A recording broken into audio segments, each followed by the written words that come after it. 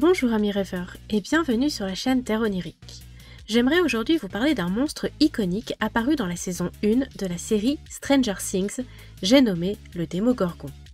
J'aimerais avec vous aborder son origine et comment il est passé de l'univers de Donjons et Dragons à celui d'une série télé, ainsi que des transformations qu'il a subies pour son adaptation.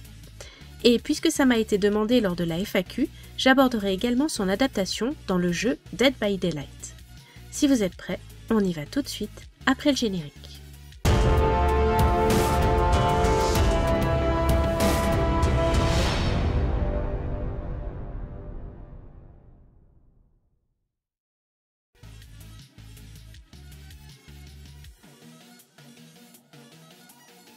Alors, commençons par le commencement. Comme pour beaucoup de choses dans Donjons et Dragons, les créateurs se sont inspirés de pas mal de mythes et légendes. Démogorgon trouve lui aussi son origine dans la littérature médiévale. C'est un auteur qui s'appelle Boccace qui parlera de lui au XIVe siècle dans son ouvrage Généalogie des dieux païens. Il en fait le père de tous les dieux et le décrit comme un vieillard blême couvert de moisissures humides et vivant dans les entrailles de la terre au milieu de ténèbres brumeuses. Son nom semble être une déformation en latin du mot grec démiurge. On retrouvera par la suite Démogorgon dans des textes alchimiques de la Renaissance et il sera également présent dans des textes religieux français du XVe siècle où il sera présenté soit comme un dieu déchu, soit comme une incarnation du diable. Dans l'univers Donjons et Dragons, Démogorgon est un puissant prince démon qui règne sur la 88e strate des abysses appelée les marécages saumâtres. Il s'agit d'une terre couverte d'eau salée et d'éperons rocheux sur lesquels les démons volants se réunissent. C'est une terre qui oscille entre eau profonde et marécages fétides.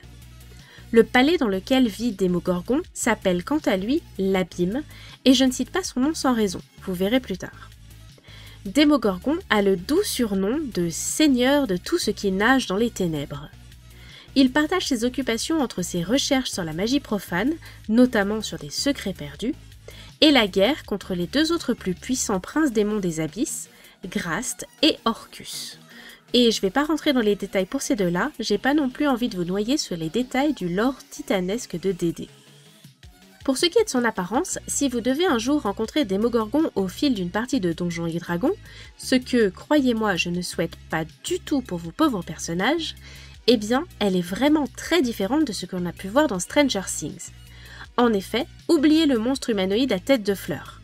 Démogorgon, dans DD, mesure 5,40 m de haut, il a deux têtes qui ressemblent à celles de hyènes, son corps est longiligne et il rappelle plutôt celui d'un serpent.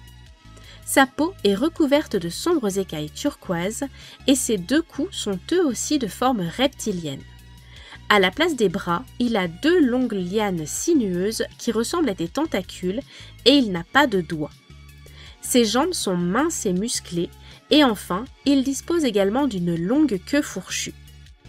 Comme pour beaucoup d'êtres qui ont deux têtes, chacune d'elles dispose de sa propre personnalité et de ses propres ambitions. D'ailleurs, ces têtes ont chacune leur propre prénom. Il s'agit d'Ahamel et d'Etradiat. Chacune des têtes essaye d'asseoir sa domination sur l'autre, mais sans jamais y arriver. L'une des deux cherche même à se séparer du corps, mais elles savent toutes deux que cela les conduirait inévitablement à une mort certaine. Personne au monde n'a conscience de ce combat interne que Démogorgon mène en permanence. Ce serait montrer une toute petite faille dans laquelle ses ennemis pourraient chercher à s'engouffrer avec plaisir pour le détruire. Pour finir avec Démogorgon dans Donjons et Dragons, il est présenté comme un être très créatif et novateur, ce qui là encore en fait un ennemi redoutable. Dans le jeu vidéo Baldur's Gate 2, sorti en 2000, c'est une adaptation de Donjons et Dragons, Démogorgon fait une apparition en tant que boss final de la Tour de Garde, un donjon optionnel. On passe maintenant à la série Stranger Things, et plus particulièrement on va parler de la saison 1, puisqu'il y est l'un des antagonistes principaux. Attention, cette partie va contenir des spoilers si vous n'avez pas encore vu la série, mais je considère que ce n'est plus vraiment du spoil quand on parle de quelque chose sorti en 2016. Donc, dans le tout premier épisode, Mike, Dustin, Lucas et Will font une partie de Donjons et Dragons dans le sous-sol de Mike. Lors de cette partie, le personnage de Will affronte Démogorgon et n'y survit pas. Un peu plus tard, alors que les enfants rentrent chez eux, Will se fait attaquer par un monstre qui l'envoie dans le monde à l'envers. Quand ses amis enquêtent sur sa disparition, ils notent des similitudes entre celle-ci et leur partie de jeu de rôle. On fait ensuite la connaissance d'une jeune fille aux étranges pouvoirs que Mike appellera Eleven ou Elf. Et perso, je trouve dommage qu'en VF ils aient traduit son surnom en 11, ce qui lui fait perdre son sens, et je pense que Jean Neige serait d'accord avec moi. Bref, au fil de l'histoire, on apprend qu'Eleven était un sujet de test dans un laboratoire secret. Les scientifiques faisaient des expériences sur ses pouvoirs psychiques, et lors de l'une de ces expériences dans laquelle elle fut placée dans un caisson de privation sensorielle, Eleven passa dans le monde à l'envers et rencontra le monstre pour la première fois. C'est ainsi que Démogorgon sera appelé jusqu'à ce qu'elle l'associe à la figurine de Démogorgon dans le sous-sol de Mike. Suite à cette rencontre, Démogorgon acquiert la possibilité de voyager entre les dimensions, et c'est là qu'il s'en est pris à Will et qu'il l'a envoyé dans sa propre dimension. Bon, je vais pas non plus vous résumer toute la première saison et tout ce que Mike et ses amis découvrent en enquêtant sur le laboratoire Hawkins. Je vais juste mentionner que Nancy Wheeler, qui enquête elle aussi sur des phénomènes étranges, va finir par comparer Démogorgon à un prédateur. C'est d'ailleurs grâce au fait qu'elle ait remarqué qu'il soit très attiré par le sang qu'elle va réussir à lui tendre le piège qui causera sa fin. C'est dans la salle de sciences au collège Hawkins qu'Eleven réussira à vaincre Démogorgon avant de disparaître elle aussi. Pour son apparence, dans la série, Démogorgon est très différent de la version Donjons et Dragons, sans doute parce qu'il était difficilement adaptable à l'écran sous cette forme. Pour la série, Démogorgon a donc une forme humanoïde de taille à peu près normale. Il est grand, mince et sa tête ne présente aucun trait de visage. En revanche, il peut déployer sa tête en sorte de gros pétales recouverts de dents acérées, ce qui le fait un peu ressembler à une fleur monstrueuse. Il a de longs bras et des jambes musclées. Il est pourvu de griffes, sa peau est visqueuse et il pousse des grognements et des cris gutturaux que l'on entend de très loin. Pour le jeu vidéo Dead by Daylight, Démogorgon a été introduit dans le jeu avec le chapitre 13 Stranger Things, sorti le 17 septembre 2019. Malheureusement pour tous ceux qui n'ont pas eu le temps d'acheter le DLC, il a été retiré de la boutique le 17 novembre 2021 à la fin des droits entre Behavior et Netflix. Dans le jeu, Démogorgon est représenté tel qu'il l'est dans la série, et d'ailleurs le DLC comportait aussi 2 survivants, Nancy Wheeler et Steve Harrington, ainsi qu'une map que j'aimais bien, le laboratoire Hawkins.